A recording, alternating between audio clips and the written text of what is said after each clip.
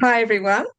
Um, with me here today is Di Landy and Corina Shields from Mana Wāhine Kōrero, which in English translates to Sovereign Women Speak. As much as possible, we'll try and give a translation of the Māori words used here for the benefit of overseas viewers. But to be honest, that's more likely to be forgotten in the flow of conversation. Sorry. I asked Di and Corina if they wanted to have a chat with me about anything and everything Māori, and see where it goes. And today's climate, which is becoming increasingly explosive on one hand and resentful on the other about Māori issues, could we just talk about what it is to be Māori for them, the good, the bad, and the ordinary? I'm no sort of white saviour. I just like what I know of Di and Corina. I think they're honest, trustworthy, and not to be messed with women, which I like. And the fact that they've agreed to chinwag with me simply shows that we get along despite some obvious differences. Di, you're a co-founder of Mana Wāhine Kōrero. Tell us what the group's about before we go on. Oh, thanks for having me, Katrina. I'll put the disclaimer out now, and I'll do it for both of us. Hey, is that neither of us speak for all Māori. No one does. But I'm speaking for this Māori. Okay. Fair enough. We started Mana Wāhine Kōrero because this whole trans ideology is a scourge on anyone. However, it's a double whammy for us as natives because it's completely undermining our culture and everything we have stood for and believed in. And, so a lot of the part of being Māori is just that you are.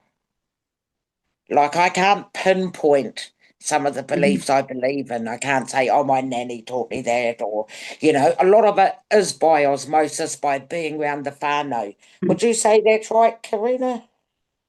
Yeah, fire. Like for me, I am Māori and that is enough. And we hear it from people all the time. It doesn't matter how much milk is in the coffee, it's still coffee, and so that works both ways. Doesn't matter what side of the political fence you're on, you are Māori simply by existing. Now, if I look at my father's birth certificate today, it says that both of his parents were full-blooded Māori. You only have to look at my grandmother to know she was no full-blooded Māori, And so I find myself in this unique position where I can call out both Māori and Pākehā because my background is both. And so it's a very unique spot to be sitting in at the moment with everything that's going on around us. For me, I joined MWK back in 2023 after Posey Parker came here. And I had my eyes widened from meeting Di Landy off the back of that. And I have not looked back because I realized just how detrimental this is to whakapapa. This ideology will end whakapapa. Yes. And whakapapa is lineage, is it? Yeah. It's your genealogy. Yeah. And it will end it quite severely, like, MWK were always saying this is second wave colonisation. And I think the reason this doesn't get taken seriously is because of all the race baiting that's happening. And so many people have Māori fatigue because of the pontification that is happening from the Māori Party. Now, none of our suicide stats have lessened. None of our baby killing stats have lessened. Our children going into state care, none of that's lessened. None of the negative stats have lessened. And all that's happening is there and there. Like I found it incredibly distasteful that Rawiri was in the House of Parliament with a noose when every week 2 Māori men suicide, and that is the preferred way for them to do it, is hanging. Oh, really? Okay. Yeah, well, obviously, I didn't know that.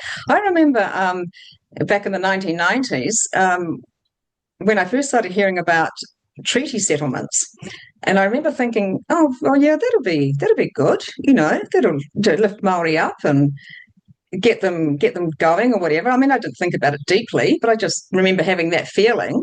But as you say, Di, here we are, 30 years later or something like that. And you're saying the worst statistics are still the same. The thing is, Yeah, people think that money solves problems. Money alone does not solve issues. You can throw all Mm. the money in the world at something, doesn't mean it's going to get fixed unless you put the hard work in. And Yeah. so The I, foundations.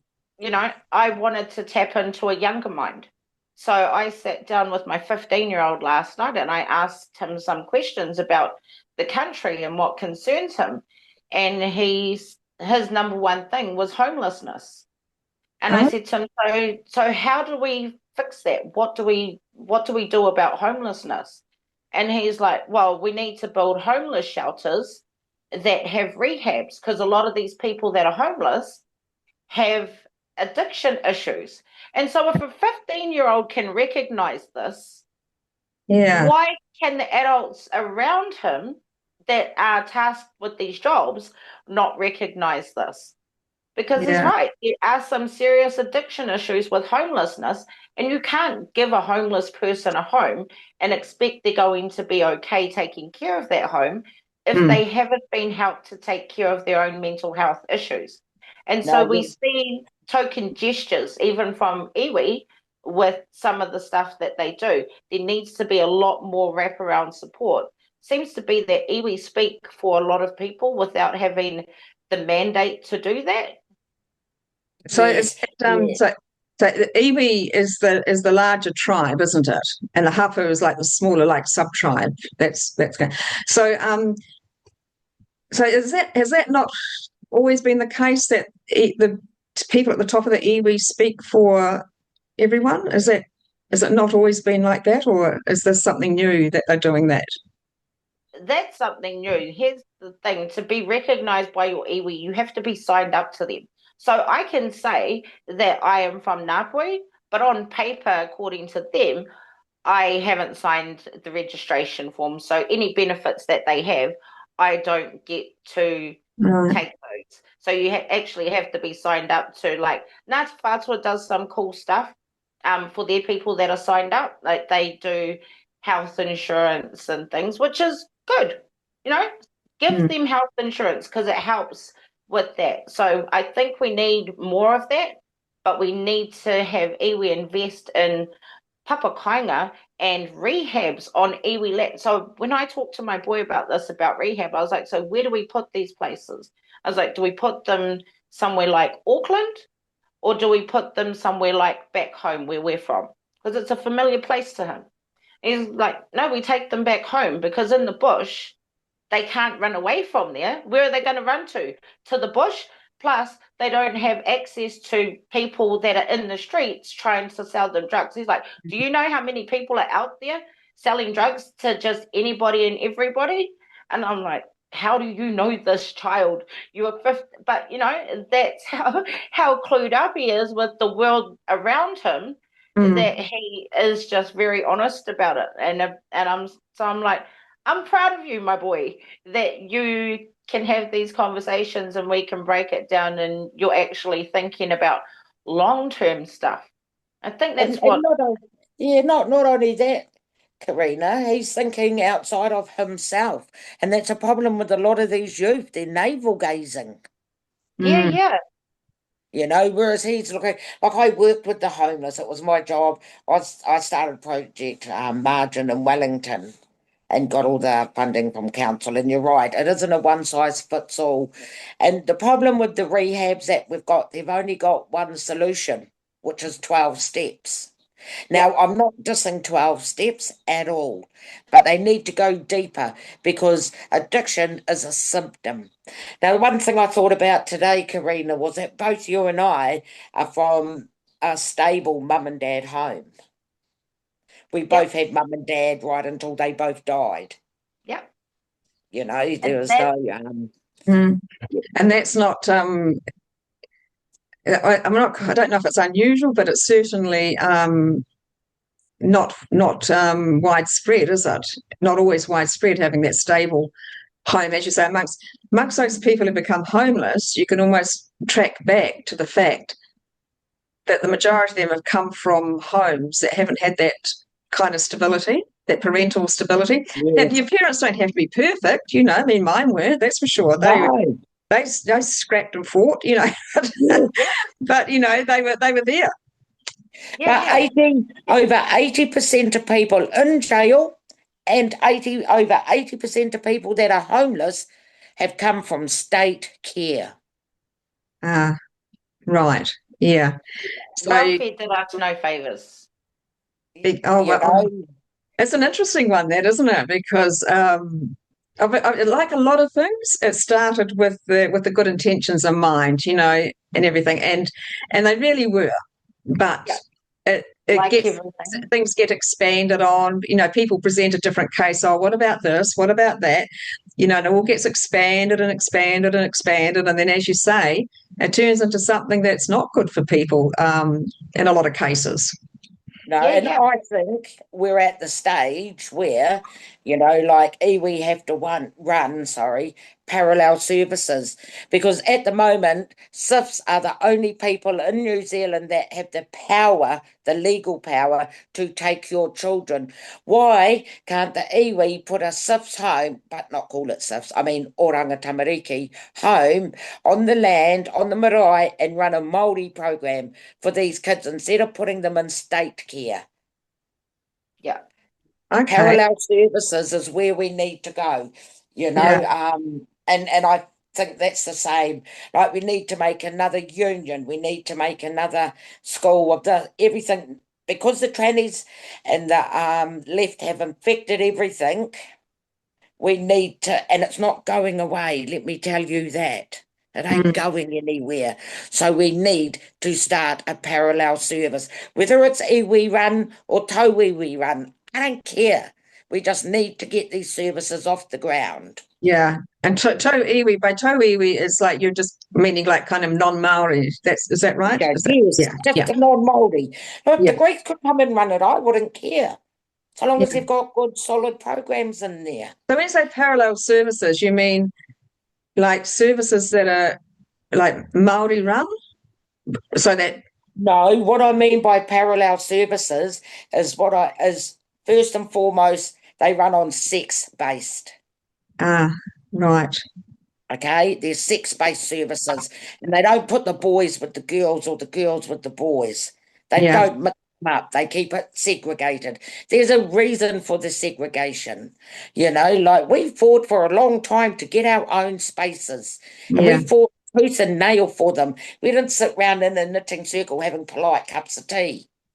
No. Women spilled blood for these spaces, and I believe we are back there now, because this infection is not going away. So we need people a whole lot smarter than me to be creating parallel services, like how instead of mainstream media, we have the platform, we have reality check radio, you know, we have these others. That's a parallel service. Yeah, okay. Yeah.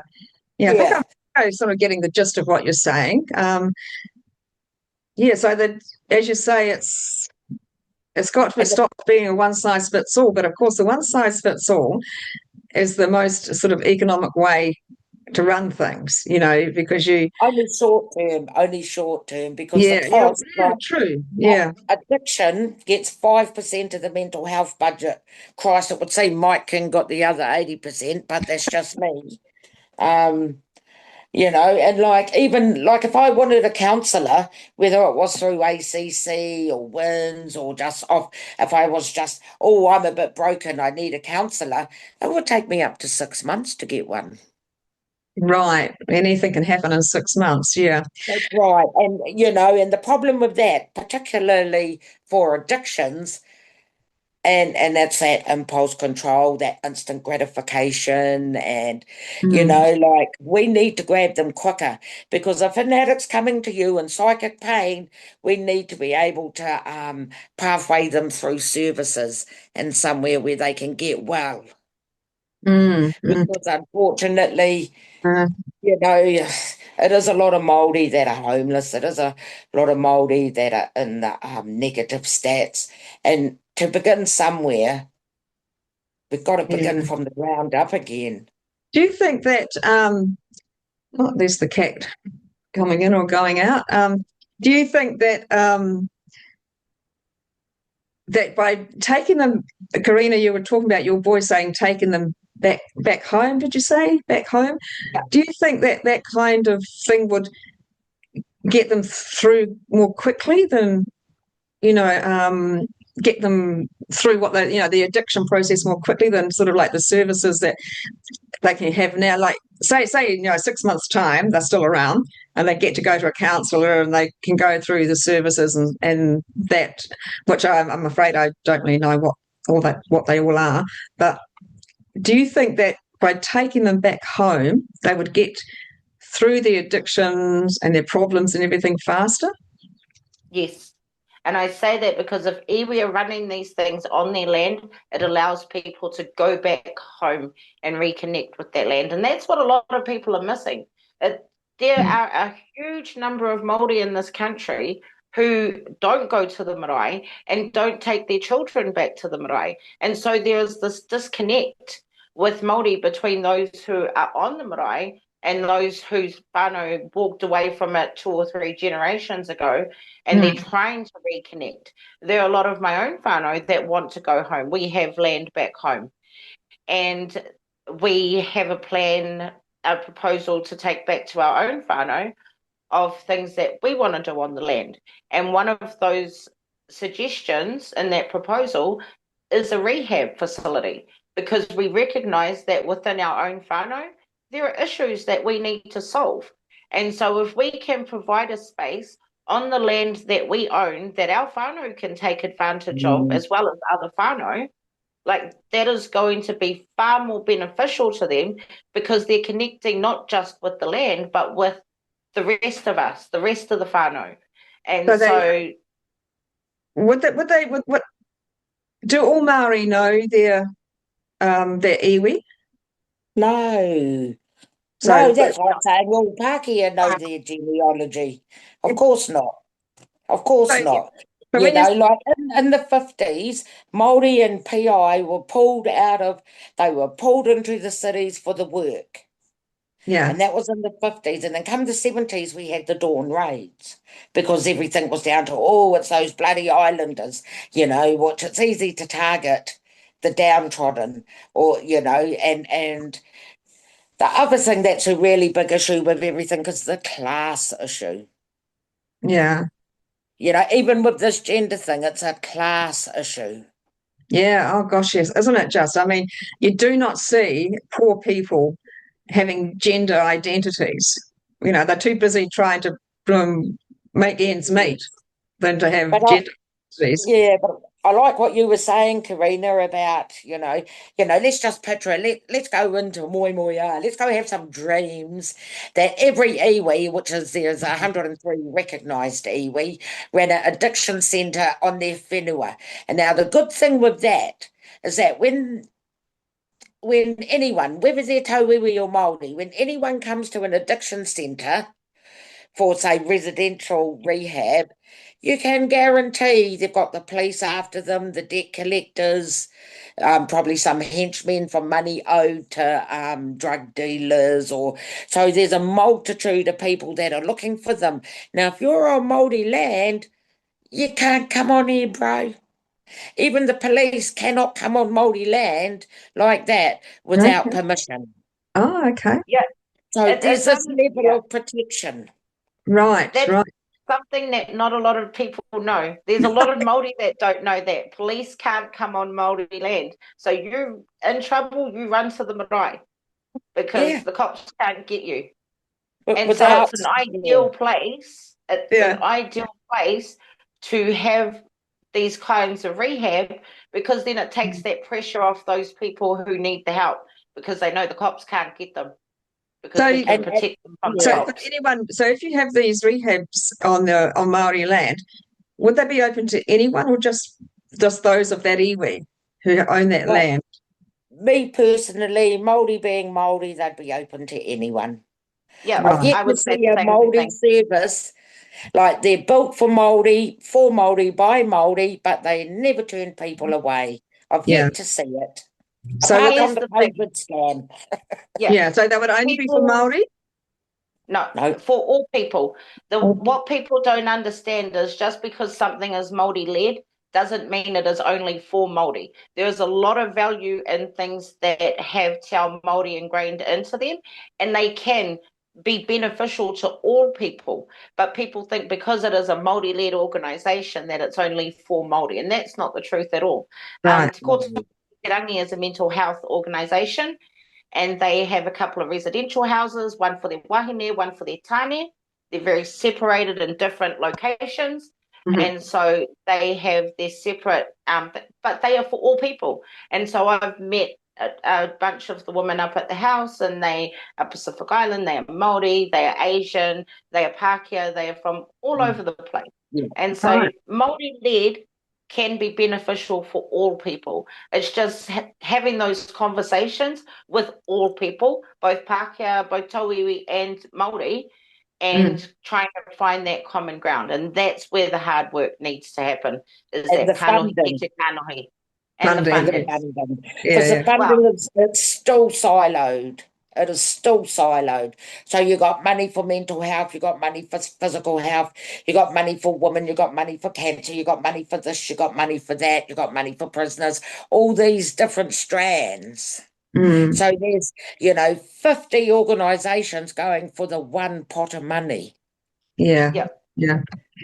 And and just recently, of course, it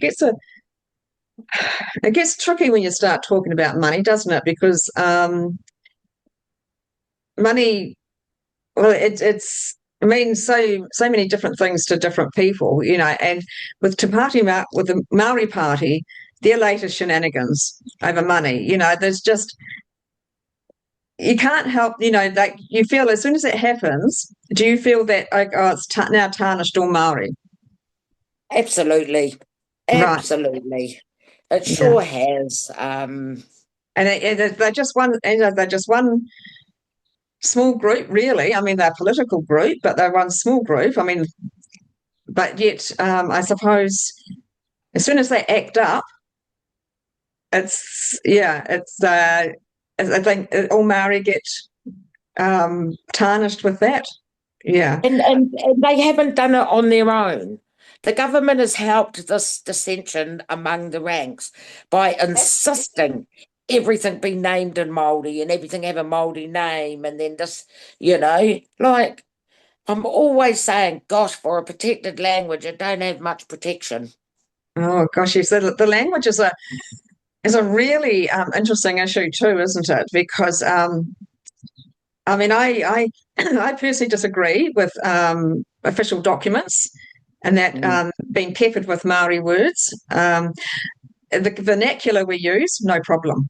Go for your life. The Kiwi vernacular, go for your life. But I think of it, and one of the reasons, of course, is that not everybody, I mean, most people here, apart from maybe some immigrants, know English.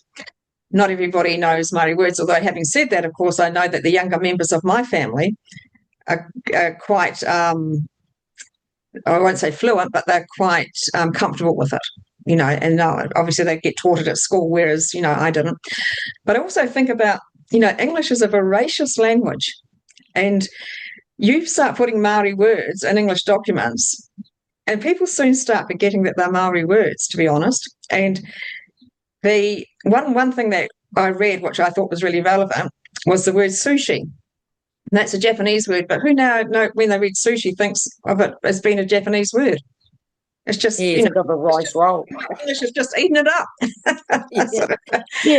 And then the other thing that really bugs me about the use of it is that, like, when MWK went to the employment case with Christine, and we've got these people sitting across from me completely mangling the pronunciation and stumbling all over it, but they've put it in their documents and assigned their own meanings to it.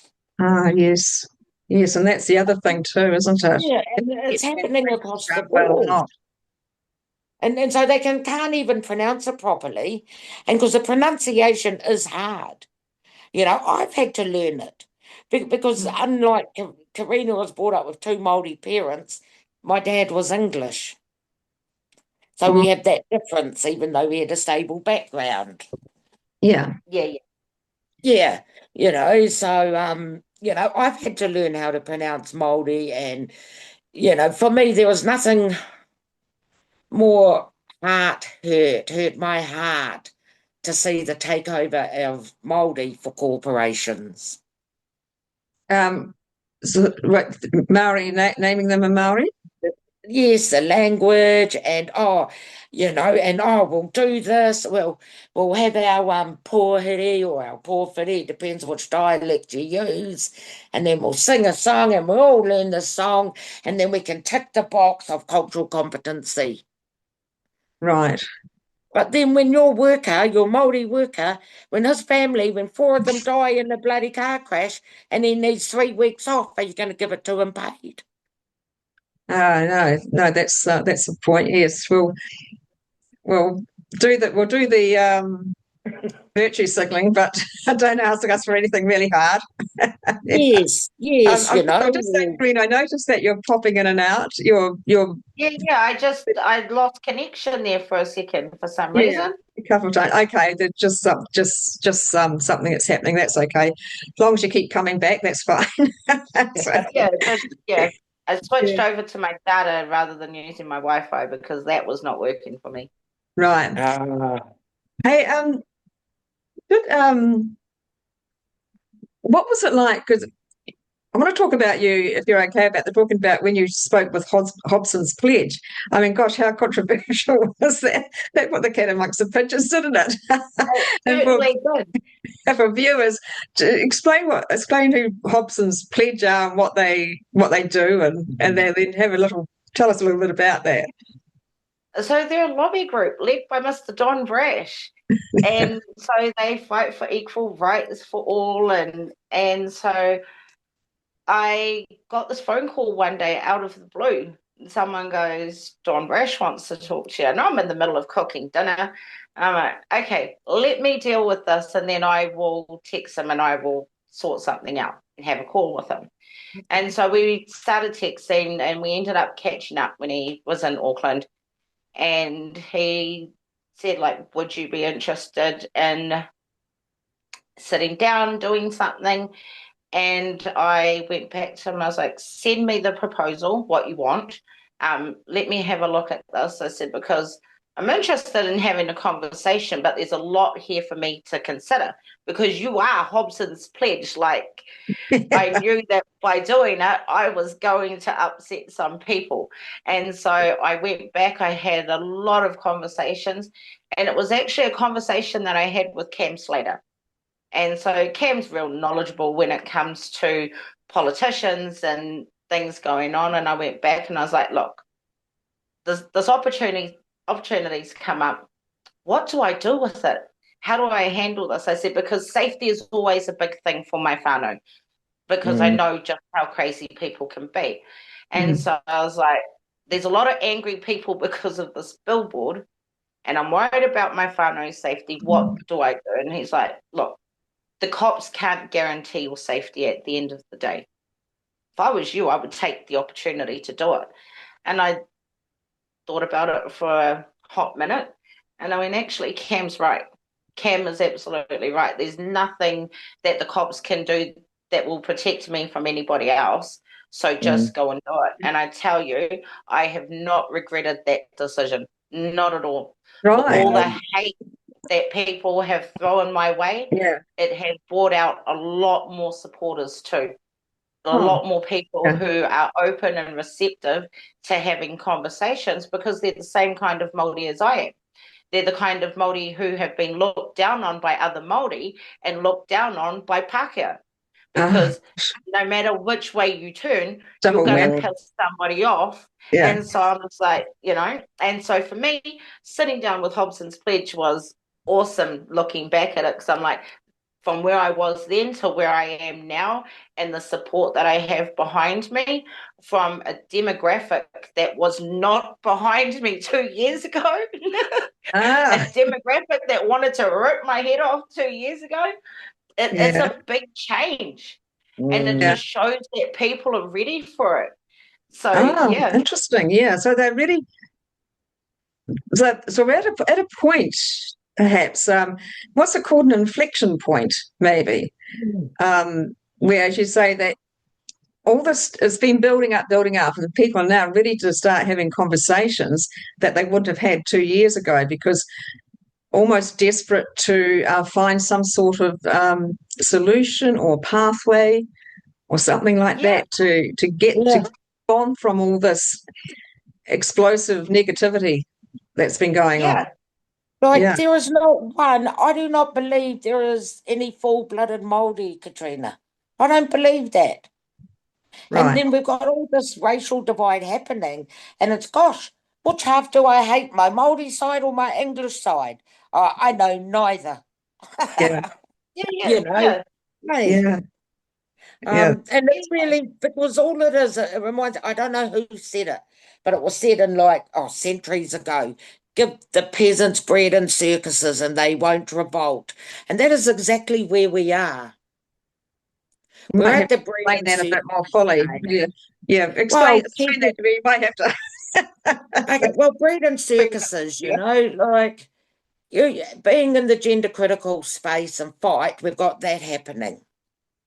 Yeah. And then we've got there's just so many fires, there's just so many things wrong that we have to choose a side and we have to choose an issue and hound it, because we can't spread ourselves over.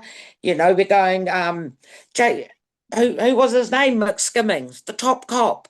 Oh, for yes. bestiality and yes. pedophilia, and then next minute the headlines are about 30,000 speed tickets that shouldn't have been given, and then there's been cops accessing places on the internet they shouldn't be, and then there's a woman cop who's got a killer bee as a boyfriend, and there's just too many fires happening. Yeah. And that's what the bread and circuses are about. Keep them upset about all this and this and this. And so we've got the education. If I was the government, I would defund the whole of education and drain the fucking swamp. We are turning out nearly 20% of children are leaving school without being able to count or read or write. They don't even have basic literacy. And now they're having to change the teachers' college to, because they're the same, they're dumb. The dumbing. Dumbing down, yeah. So what do you think about this removal of the treaty from the education, was it the education, not the curriculum? What was it? What did they remove it from? What did Erica Stanford remove it from? From something in education, wasn't it? Yeah, it was something in the education curriculum they were removing it. Yeah, I mean, obviously not the curriculum, because of course they'll be taught about that. Treaty aspects. But something aspects of the treaty were being removed from the obligations or something of the school. From the obligation of the school to honour it or follow it or something like that. Yeah. So that caused a bit of upset too. But one thing, talking about the treaty, who's the other guy in Hobson's Flesh besides Don Brash, the other Elliot. Yes, that's right. Yes. He was on something one day, and he said something interesting about the treaty, which he gave a perspective which I hadn't really thought about. And he said that more or less it was a contract. The Māori succeeded sovereignty to the English crown, and in return they got recognised as British citizens. Is that right? Or they had the rights for British citizens. So he was saying that it's more or less, he said that was the cost of doing business. And I thought that was quite a good way of putting it, really, because there's a lot of controversy about whether Māori ceded sovereignty or not. And as Shane Jones of New Zealand First says, there was no way there was any intention of being all these micro sovereign nations within New Zealand. Yes. So I thought that between the two of them, I thought that they explained their perception of the treaty quite well. I think it made sense to me. A lot of people disagree with that, of course. They want how many principles are there for the treaty? There's no principles in the treaty. Even if you squint. Even if you squint. Yeah. But then what you also have is, and this isn't recognised within mainstream media, there's actually a strong faction of Māori who don't believe in the treaty because for them, he whakaputanga precedes the treaty. That is where their original document is. What was Yes. it? He whakaputanga, which What was signed in 1835. There's a strong contingent of Māori who followed that over the Treaty of Waitangi. And what so is that? What is that? Sorry. Di, you want to get into that one? Oh, Hey Hakaputanga, that's the flag we fly in all our photos. That flag was given from, I believe it was King William. Now, speaking to, like, from Ngāti Kahu, which is far, far north, the old people have told me that we signed, and this is about the churches, because we wanted peace. We what about the needed churches? peace. Where did the churches come into Well, it? there's a because when the military didn't work, they then brought in the missionaries. Oh, okay. Right. You Right. know, and you know, like it just annoys me so much that people is it called, what do you call it when you do the revisionist of history? You know, and they're talking and acting like we're back there. And I think, bro, we're here. We're here in the 21st century. Let's talk about now and here and now. Not back then. Like, that would be like me trying to steal my mother's experiences and say I lived them. When I didn't live them. I was a bystander. Yeah. They were her experiences, not mine. Yes.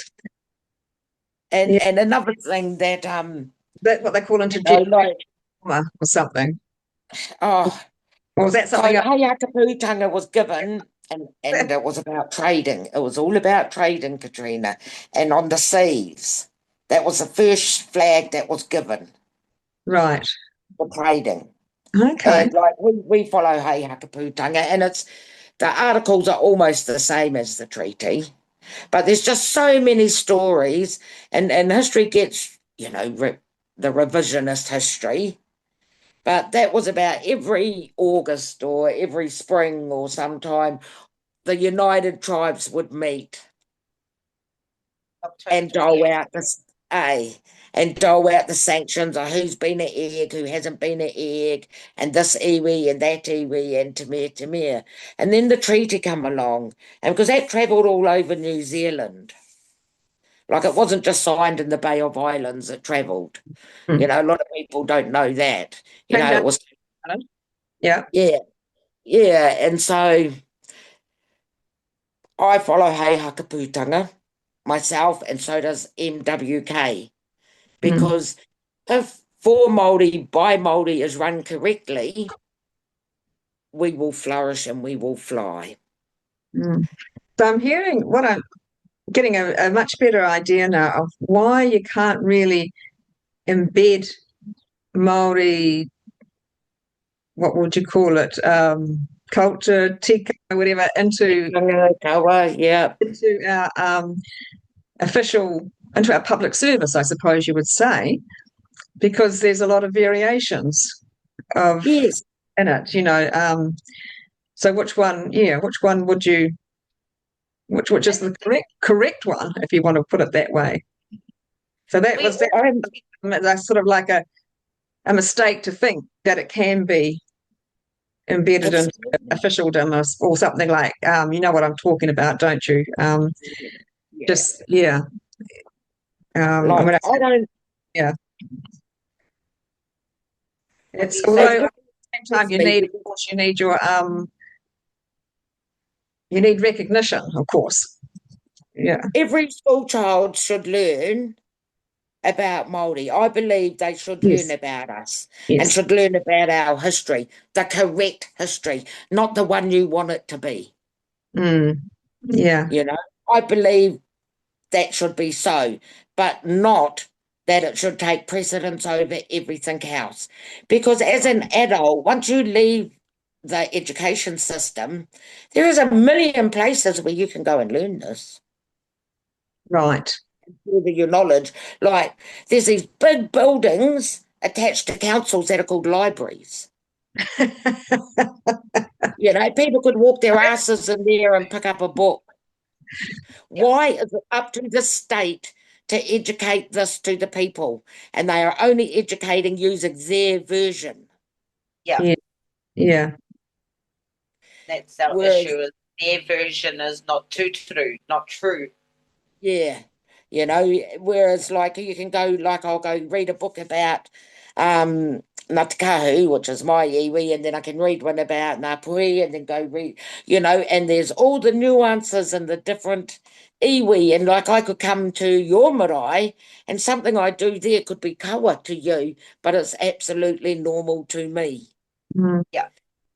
And so that's and so we learn these things, but there are things that cross iwis. Yeah. That we all do the same. So like when we go on some marae eat with their dead. Yeah.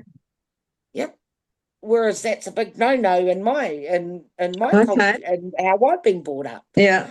Like my iwi are the night raiders and the night travellers. So we're quite happy to cruise around in the dark, and you know, we'll arrive out of marae at night. Yeah. But most marae won't let you on.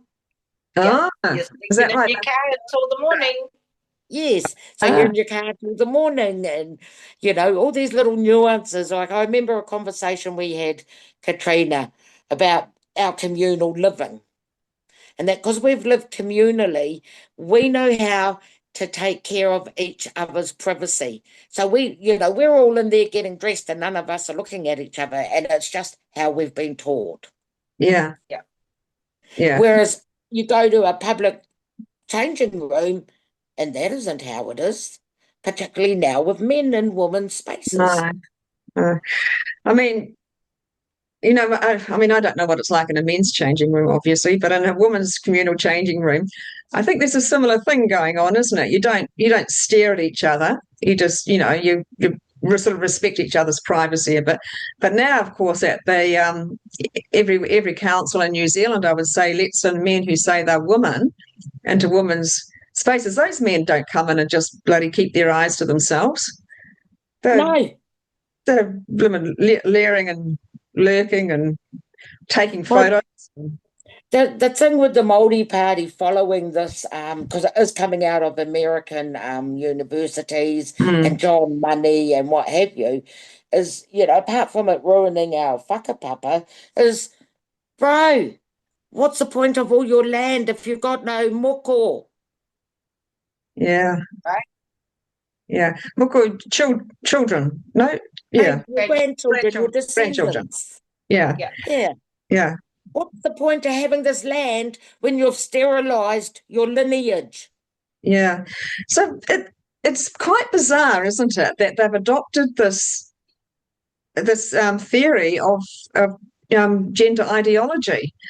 Well, it's not even a theory. I should scrap that word. It's just gender ideology.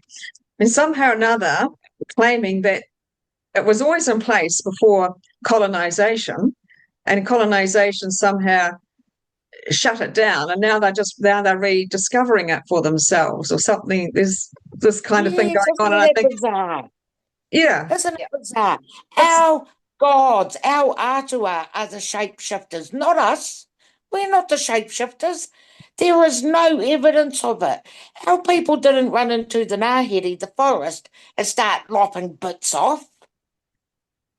Right. And I've said, hey, like lopping bits off themselves. Yeah. yeah, oh, I'm a boy now. Oh, I'm a real boy. You know, We no. we do have sex-based roles, sex-defined roles within Te Ao Māori.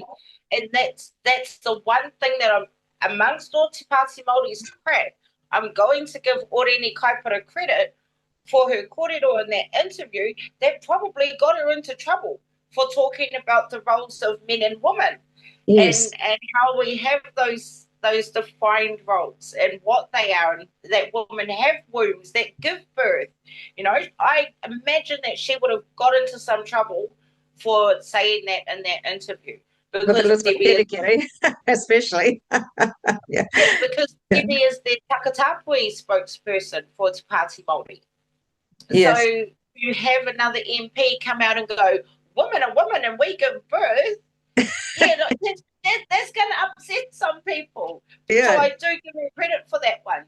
Yeah. She obviously didn't get Well, the did she? no, well, you can That- tell she's a bloody Kohanga kid. Has been brought up from the most youngest, Yeah. fully immersed. Well, I believe that of her. I could be wrong, but nah, she's a Kohanga kid, brought up She all is. the way through it, you know? And Yeah. it's She very, is a 400 kid. and we hold that dear, our roles. Yeah. Like I look at Debbie, old Irish Deb, and think, what? You're telling me my koro can become my kui? What your what can what? Say that again. That my granddad can become my nan? Oh, yes. Yeah. She Even is. where She we, basically yeah, is. even where we sit in a marae is sex-based. Yeah. The way we walk into the marae is sex-based. And now we're getting these race traitors that are putting the trannies in with the woman. Piss off. You're a man. Get up there. Yeah. Yeah. Yeah. And so I'll go back to my own siblings. They went to kura kaupapa when they were younger. They went to the same kura as Orini, actually. And so my sister is a straight up tomboy. She is also a lesbian, and we knew it. We always knew it that she was going to be a lesbian.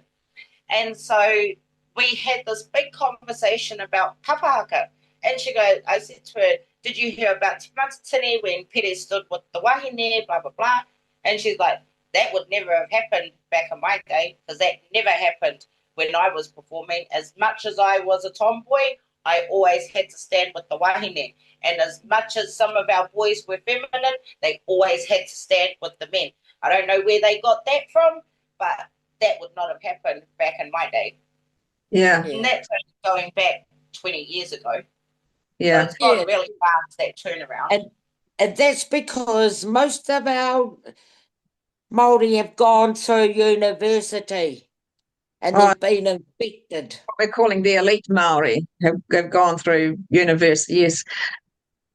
I can't pretend that university is the place of prestige that I once thought it was. So, Absolutely. And I remember, because we're working class and mum and dad, they worked all the hours God sent them to give us a private education because education was the key to climb up out of the poverty trap.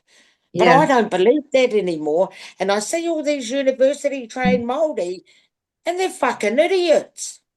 Yeah. They are race traders, they are sex traders, and they don't even know what way's up. Yeah, well, that's not just Maori. I have to admit. Yeah, I mean, like these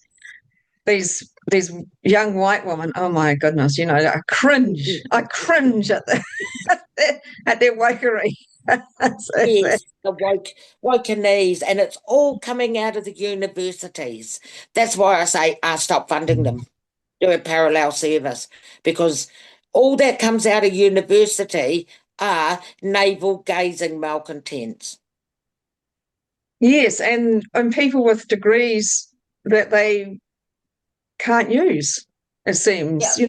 The only place for them was be in the public service, and now we're trying to decrease the public service because it's hugely expensive. I mean, under Labor, it increased. I don't know how much percent I'm not sure. Did it double or it increased by a huge amount? And it was about 2,000 or something, 2,000 extra. Oh, more. Public service was a hell of a lot. Yeah, and it was what people call that make work stuff. Yeah. They're coming in just to, with these silly degrees, these useless degrees from university and making work for them. It's, yeah. So, it's like they're following the war after the war efforts. We had people building walls. We had people in elevators making work. But this is, that was so necessary back then. Yeah. We had to rebuild. This is not the same. Like it's Yeah. history repeats when it's not needed. Yeah. I Hey, mean, the make work now in the public service is, I think if we actually really got an idea of what it was or is, I think our heads would spin at I the uselessness of a lot of it. That that is the perception I've had of just the little bits and pieces I've heard about what kind of work gets done now in the public service. Not years ago when it was actually public service. I mean, sure, yeah, it's always been bureaucratic. We know that, but it was actually sort of public service. They actually did something that was needed.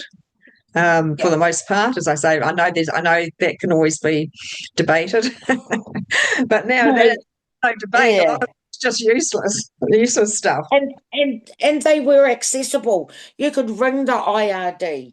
You could ring these government departments, the DIA. You could ring them. Now it's all automated.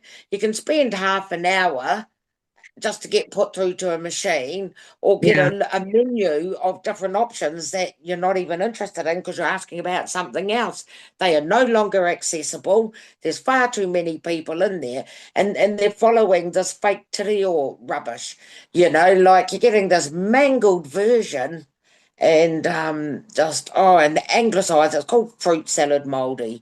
And the problem for me that I think about is that while all this is happening and all these arguments and put it on the letterheads and then get a new logo and get another letterhead and then give us a new name, the real issues and what the words really mean are being ignored. yeah. Do you think that it's creating a dilution of Maori culture, Oh, yeah. language? It's bastardising it to the Yes. nth degree. Right. We're now getting people putting men where women should stand. Yes. Yes. Yeah. Like in the marae, and we're thinking, hey, bro.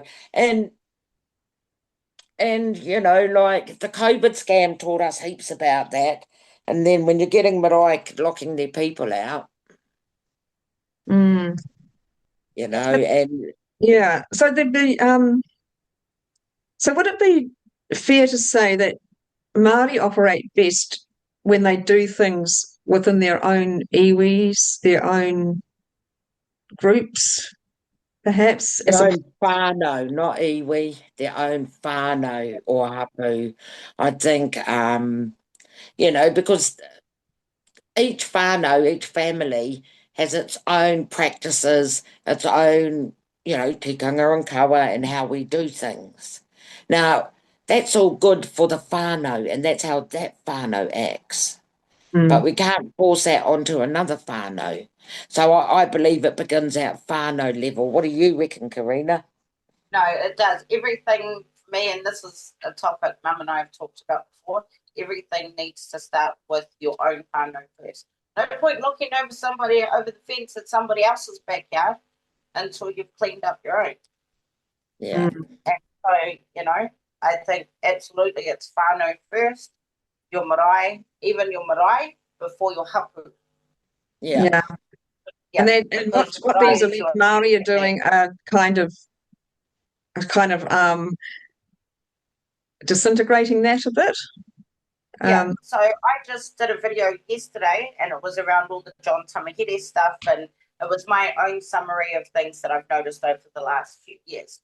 And it was to Edu and everybody, and what I said in towards the end of it was the issue was that everybody lost their way. They lost sight of their whānau, they lost sight of the marae, and they lost sight of their hapu, and they all started putting the iwi first. And when they all started putting iwi first, then everything else started falling apart because your foundations are built on your whānau.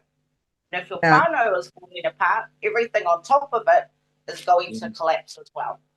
I'd invite everyone to read my Matariki piece because that speaks exactly to what we're speaking to, Katrina, on a Matariki and the whānau. It's on your website, is it? The Mana Wāhine Kōrero website, is it? And Substack. And because if it all begins in whānau, and that's for everyone, Māori and tauiwi. Yeah. Not just Māori. If your whānau is a strong base that you know, you can spring out into the world, you can fall over, but Yeah. come back. Yeah, Be that's what dusted off, very picked much up. what I'm seeing is the recognizing is that the foundations, you know, you've got to build foundations, and from that you can go and do other things in the world. You can be creative, you can be experimental, you can be risk-taking, all that sort of thing, as long as you've got some sort of foundation that you've leapt from or can come back to. Yes, yes. And of course, you know, and when you don't have that, you really do sort of, you are lost. You really are lost in the world. And I guess that's something that you're seeing with a lot of Māori, is that they really are lost because they don't have that. That's foundation. And a lot of that is not just the foundation of whānau, but the foundation of having their own unique part of the culture. You know, it's not this. You know, as a New Zealander, European, or Pākehā, European New Zealand, I'm not quite sure what way around I said that at first, or Pākehā, you know, it's a lot broader. You know, my culture is a lot broader than I think than what you're saying yours is that, Di, you have aspects of yours that's a bit different to Corina's. There are things that are a bit different. But for me, I don't really have that. It's very, very broad. So basically, if you bring back the aspects of your culture that are unique to you, you're creating foundations for all that, for all those family members, all those wider family members. Yes. Yeah, but otherwise they're getting a bit unstable with being communalised. And also, all our old people are dying. Right. The old people that held everyone together. Would you say that, Katrina? Yeah, they are. And with it, the language is dying too. That's why there needs to be this push now, this push back, is because we've got older people who are dying and they're taking the language with them. That's a conversation that I had with my auntie some years ago. And she's like, "Mum, I don't understand this film. This is all new to me." And so there's those concerns too. Like, yes, languages evolve, absolutely. But what we're not seeing is an evolving language. What we're seeing is a blatant government bastardized version of a language being put out there. And you get to that quite easily by the words kaupōkai. As soon as you ask a te reo Māori speaker, and I have asked multiple te reo Māori speakers, "Kaha te kupu Pākehā mō kaupōkai?" What is the English word for kaupōkai? Not one person has been able to come back to me and tell me that kaupōkai means midwife. Not one. Right. That is the Midwifery Council pushing that, telling everybody that kaupōkai is a midwife. I will give you an example of what people are coming back to me with, though. Hawks and travelling korowai. And what's the second?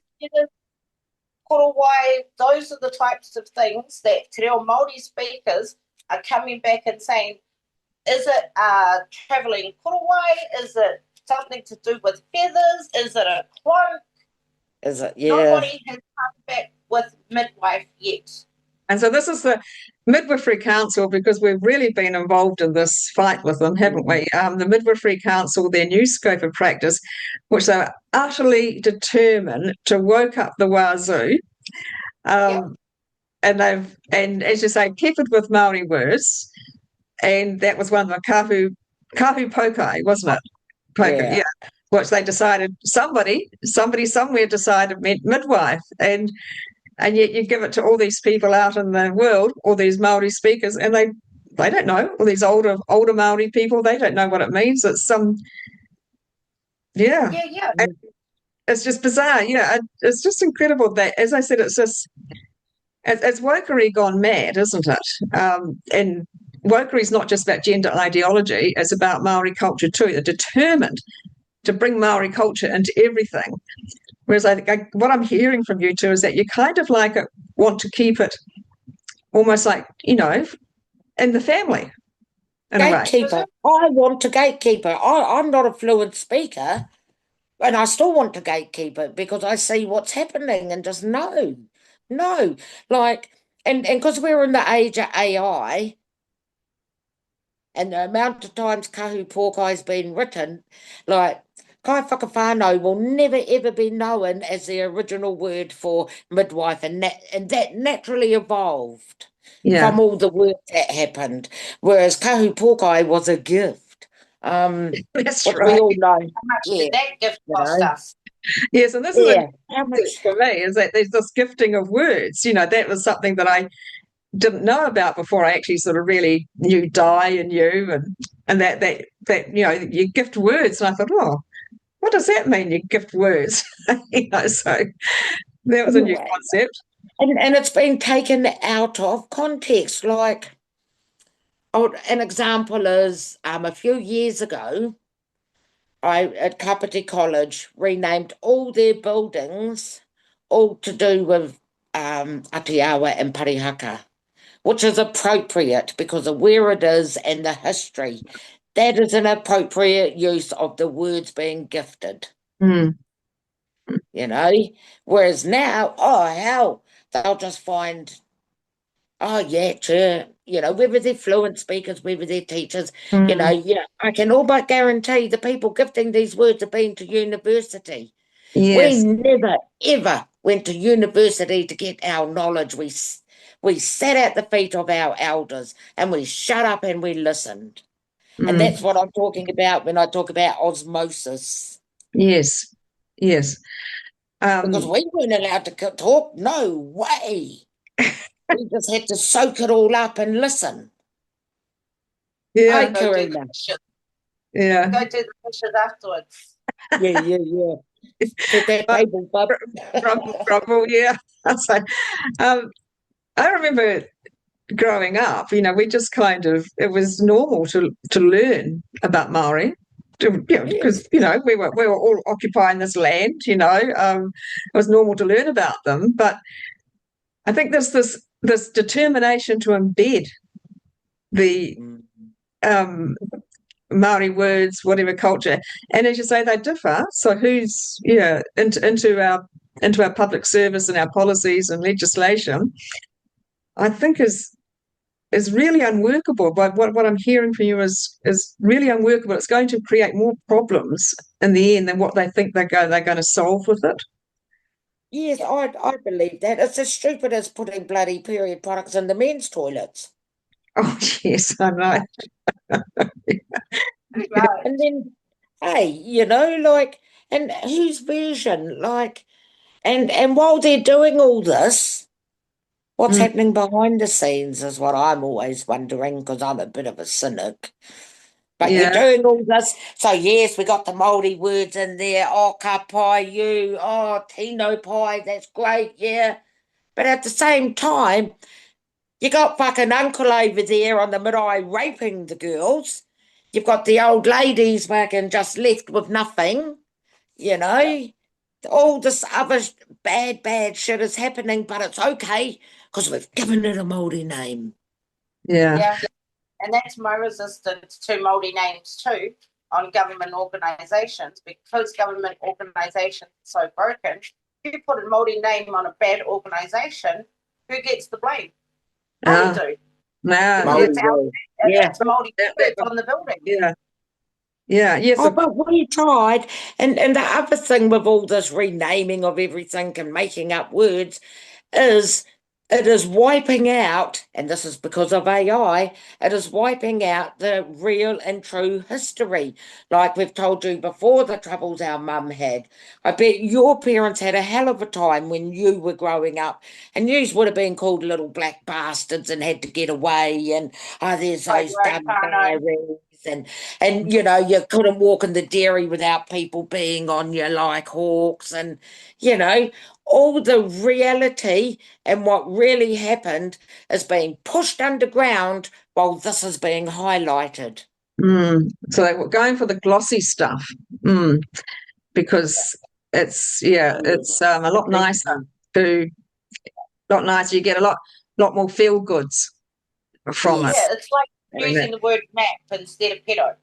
You know, Yeah. it sounds nicer to say map than it does to say pedo. But Yes. really, you're both sick fucks either way you look at it. You both Same, it's just, and it's so, Yeah. you know, so, you know, the real stuff, the real harmful stuff, like, and I'm sure you can say the same, Corina. Many auntie and uncle have died fighting for their land. Yeah. And it still hasn't come through, you know, none of the stuff, it's, you know, all the realness of it all the rawness is being ignored while we become dancing puppets for the state. Yeah.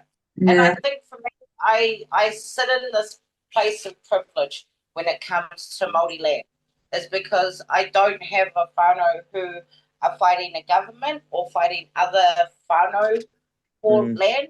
We have 145 acres in trust that belong to my grandfather. And so that land is for his descendants, all of us. As long as it's been run properly by the trustees, that land is for the benefit of all of us. And so for me, I'm not worried about treaty claims and land back and all of that, because I know that me and mine, we're sorted within ourselves, and whatever issues that we have are for us to work on. Got nothing to do with government, got nothing to do with anybody else. It's got to do with our whānau and what we do going forward. And so for me, that's where my heart, my passion is making sure that my whānau start doing for themselves first. And then when we go from there, then we can start getting involved in other things. Like for me, I'm hesitant to even get involved in our marae too heavily. Yeah. Like we do have some trustees that do want to step down in the next few years. But I'm hesitant because I recognise that we still have stuff within our own whānau that needs to be done first. I can't be going to sit on a marae trust when I've still got my own to sort through and get through first. Yeah. You know? And one thing at a time, start from the ground up. Yes. You can't spread yourself too thin, can you? Otherwise, nothing really gets done very well.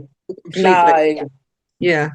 So do you say that sort of like there are, you said whānau, but do you mean like there are iwi sort of fighting over land as well? Like each claiming the same bit of land, or is that what you said before? There are some blocks of land out there that are owned by multiple whānau, and to get your share in it, you have to succeed to your parents' share if they've passed away. So there's lots of succession with some blocks of Māori land. For us, there are no shares. It's just a straight trust that is administered for everybody. So again, we were lucky in that respect, is that my grandfather was quite onto it and what he wanted, and he had it set up quite well. And so we don't have a lot of those land issues that other whānau do, who are part of blocks with like 3 or 4 different whānau besides their own. Right. Yeah. I did see you did put something on X a while ago. I think you went up because up north is past Auckland for you, isn't it, Corina? Well, past Māori, we're going to the far north. Yeah. So that's I saw you. I put a few videos on. I think when you did a trip north and that, and there was one about you were sitting around the campfire at night, and I think you had a maybe you had a hangi on the go. I'm not sure, but you're all singing, and I remember talking to Di about it and saying, whenever Māori get together in a social or family occasion, I said they always sing. I mean, I know other cultures and people do as well, but we're talking about Māori here.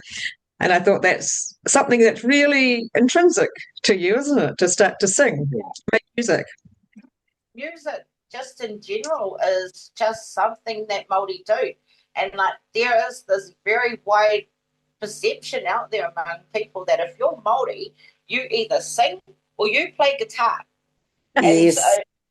And so, like people go, do you sing? And you go, no. And they're like, so you play guitar then?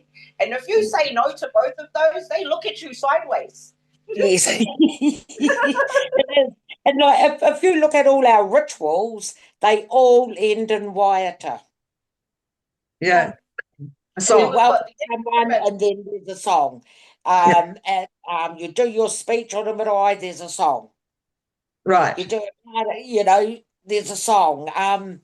And you're not just singing, but all the musical instruments. And it's funny because I believe that it's tied into the wairua as well, and the spirit realm, all our musical instruments. And yeah, because they can open the veil, and only three things can.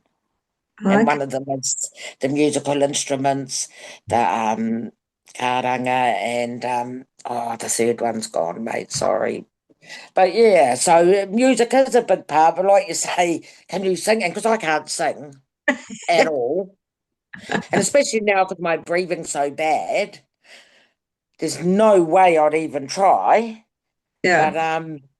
But the thing I noticed, when you cruise around the country in this life, and the things I've noticed when you're with a group of Māori, there's always people laughing and singing. Right. Yeah. So the laughing's also important, obviously. I mean, everyone likes a laugh, we know that, but Yeah, and I noticed the difference in from working on a marae and the different iwi that come through, and I've got to say, the Northland Māori were the most funniest and played tricks on each other. Nan's slippers in the freezer, or hiding this, or just playing little pranks on each other was always the Northland iwi, which and they happens to be mine and Karina's. and they all take it in good grace. Oh yes, The pranks are yes, yeah. yes, We all and brought like up, when Beg your pardon? yeah, that's how we were brought up. Well, right. yeah, Yeah. we're all Yeah. brought up the same way. So I'll give you an example. When my father died, we laughed so much. It was Oh, unbelievable. At one yes, point, my siblings and I were sitting outside. We were cracking up laughing. I was like, people turned up right now. The fact that Dad's lying in a box in the room there, people wouldn't know that they had come to a tangi because yes, all you could hear was the laughter and the music. I said, but this is what Dad would want. He Yeah. would want this. Anyway, yes, I ended up going to bed. I got up the next morning and my sister had got a paper plate and she drew a face on this paper plate. She put it on top of Dad underneath his veil in the coffin. So whoever lifted his veil in the morning got hit with this paper plate. She ended up going to get a tattoo of that on her arm of okay. that face. But that's just, yeah. Yeah, it's just we're It's jesters. just, yeah. Hey, And it was just Dad used to do the same thing to us, play yeah, jokes on people, yes, and so it just continued right throughout his tangi. And Yeah. so, yeah, as sad as a tangi is, Dad's actually wasn't. It was a party and it was laughter and it was Yeah. yes, everything that we needed Yeah. it to yeah. be. And then in the next breath, you're there sobbing. And for those who Hey, are watching, a tangi is a funeral, isn't it? Yeah. and Yeah. and I think the closest is like a Irish wake, the 3 day. Oh, 3 days. 3 days.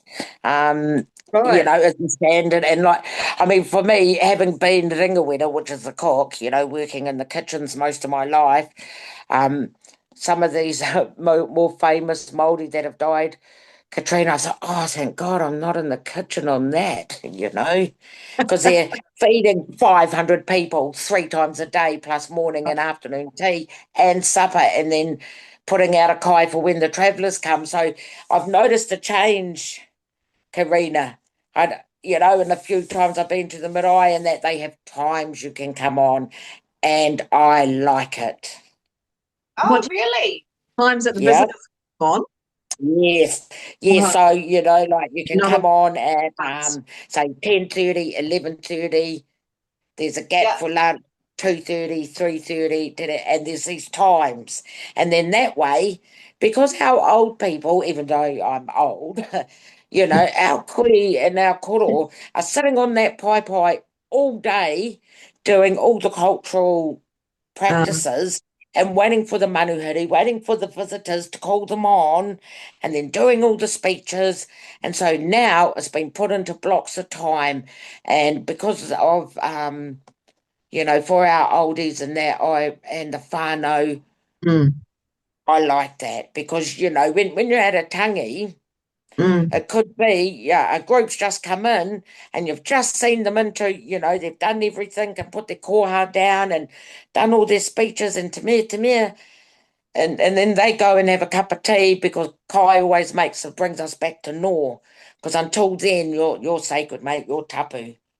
So you've got to have a kai to come back to no, the land of the living. And kai is food for people. Yeah, and and then the next group's there, and then the next group, and the next group, and there's only 20 in this group, or there's 10 in that group, or so. I like the fact that a couple of tangi I've been to have put down times for you to arrive to be porphyried on, and do it that way, and then everyone gets to speak, and yeah, it just kind of makes sense to me for the workers.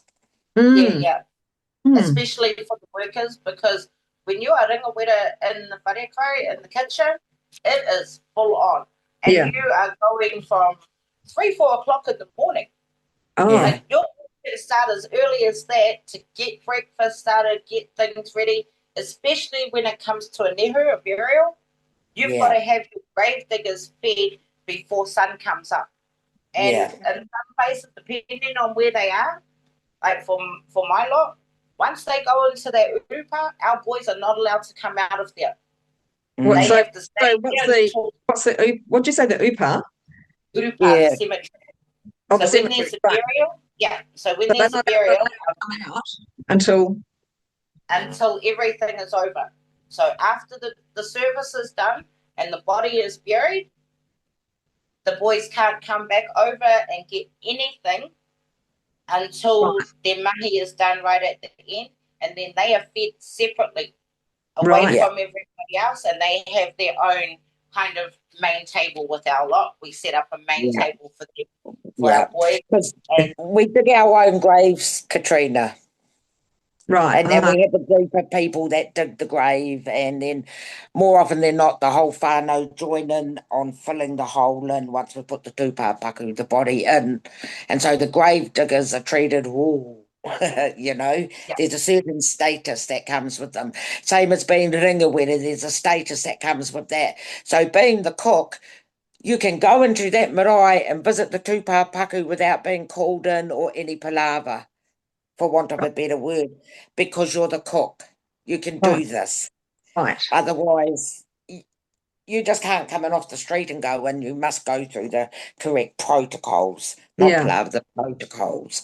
Whereas, so there's different, but the great, and so quite often, and for rural burials, we bury our own, we dig our own grave. If it's a city cemetery, of course we don't dig the hole, they do. Right. But we do fill it in. Right. Okay. So that's gosh, it is very different, and you know, and I like that you have this difference, you know, and I don't want to see it diluted and lies and that. I think to myself, why can't we just live cheek by jowl, you know, and we almost like DNA strands, you know, we have our differences, then we come together on some things, and then we do our own thing and come together, and instead of trying to mangle it all in some way, bedding it into, you know, like common usage. Like, is the word homogenise? Homogenise, yes, homogenise.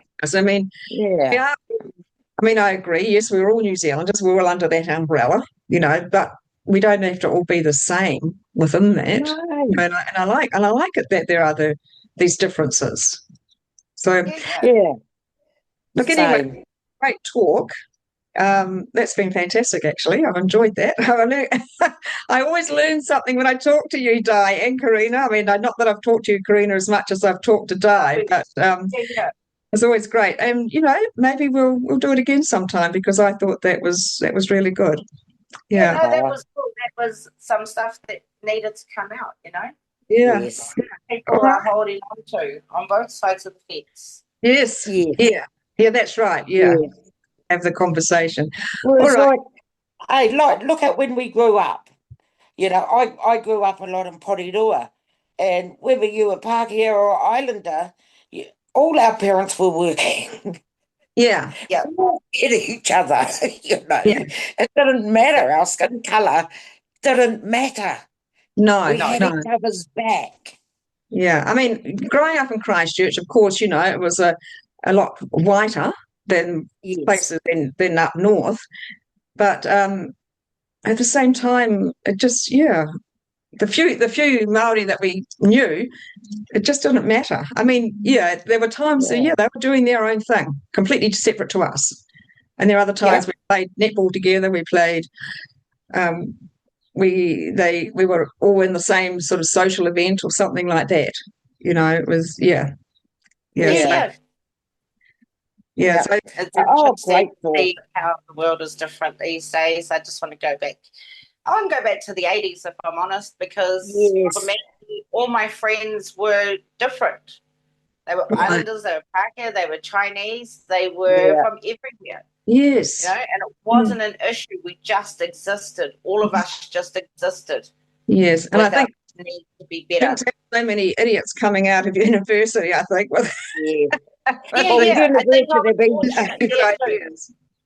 I left school at 14, so I was saved from the academia of everything. Yeah.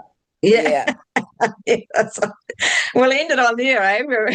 Awesome. Thank you very much. Academia for everything. Awesome. All right, great talk. Corina. Okay. Thank you, Katrina. Bye. All right. Thanks.